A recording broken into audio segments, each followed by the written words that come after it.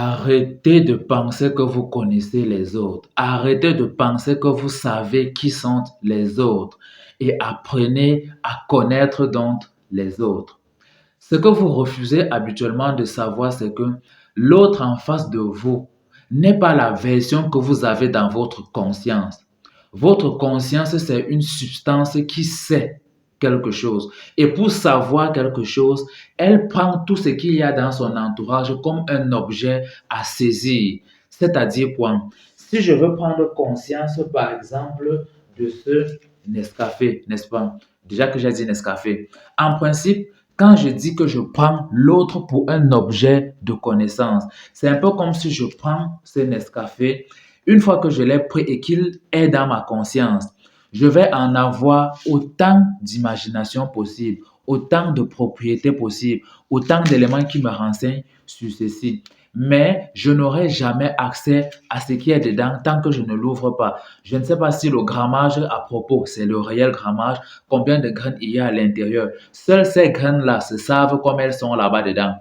Elles seules savent comment elles sont disposées là-dedans. Moi, je ne le sais pas. Ce qui fait que l'autre en face de vous, habituellement, c'est une personne différente de vous qui elle-même a conscience de vous. Elle a une conscience de vous. Et cette conscience qu'elle a de vous n'est qu'un morceau de vous. Ce n'est pas vous.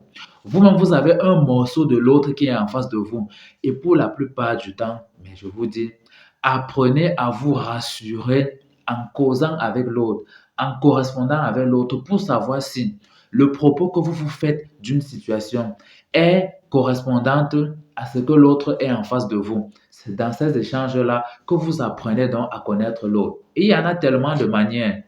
L'une des manières parfois, c'est par projection. Je projette sur l'autre ce que je pense, qui n'est pas l'autre, et j'essaie de réfléchir avec l'autre à propos. Je ne le lui impose pas, je le lui partage et on le met en débat. Est-ce que tu penses que...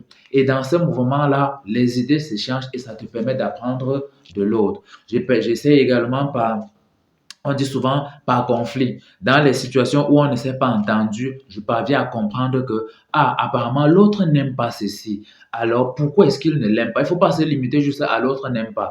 Il va falloir, et c'est ça qui vous manque. C'est pourquoi dans vos relations, parfois, il y a de la pauvreté linguistique, de l'incapacité à penser par soi-même et à penser par